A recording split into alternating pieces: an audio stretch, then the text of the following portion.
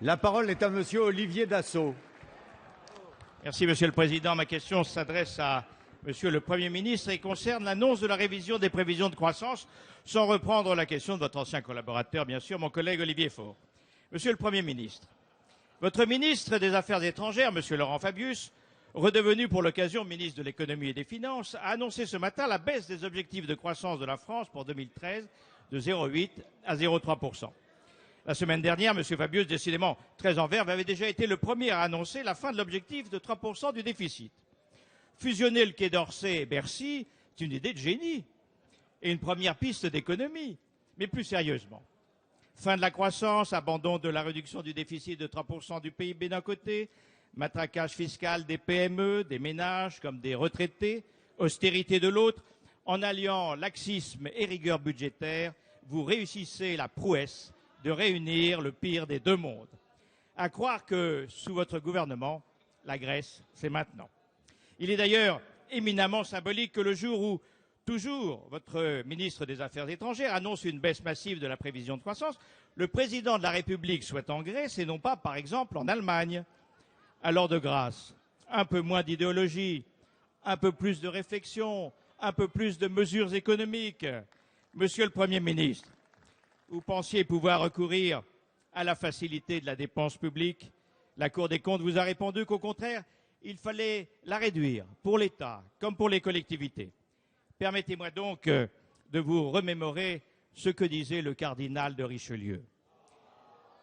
Le moins de dépenses que l'on peut lever sur le peuple est le meilleur.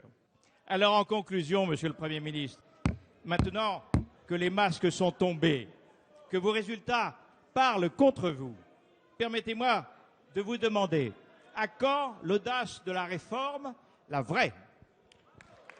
Merci. La parole est à Monsieur Jérôme Cahuzac, ministre chargé du budget. Merci, Monsieur le Président. Monsieur le député, c'est une rafale de critiques que vous avez décidé d'adresser au gouvernement et c'est votre droit.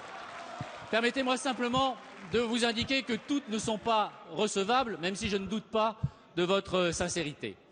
Elles ne sont pas recevables quand vous semblez donner l'impression que c'est la politique économique, budgétaire et fiscale de ce gouvernement qui serait responsable de la croissance négative en Europe, moins 0,6%, de celle que l'Allemagne a connue, moins 0,6%, de celle que l'Espagne, hélas, connaît, moins 0,7%, et donc de celle que la France connaît au dernier trimestre de l'année dernière, c'est-à-dire moins 0,3%.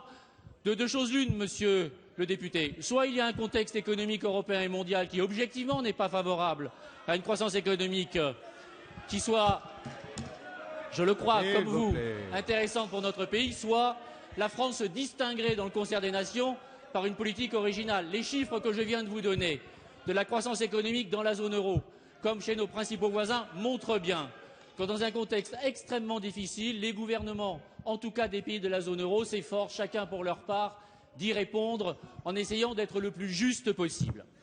Il y a d'ailleurs, puisque vous nous interrogez également sur la trajectoire des finances publiques, un critère dont je crois que vous conviendrez qu'il est objectif. C'est le critère du déficit structurel, c'est-à-dire ce critère qui mesure l'effort réel du pays, quelle que soit la conjoncture. Et de ce point de vue, comparons, si vous le voulez bien, les bilans des uns et des autres, le vôtre, puisque vous avez siégé dans la majorité précédente pendant au moins ces 5 dernières années, et celui du gouvernement de Jean-Marc Ayrault aux affaires depuis maintenant 9 mois.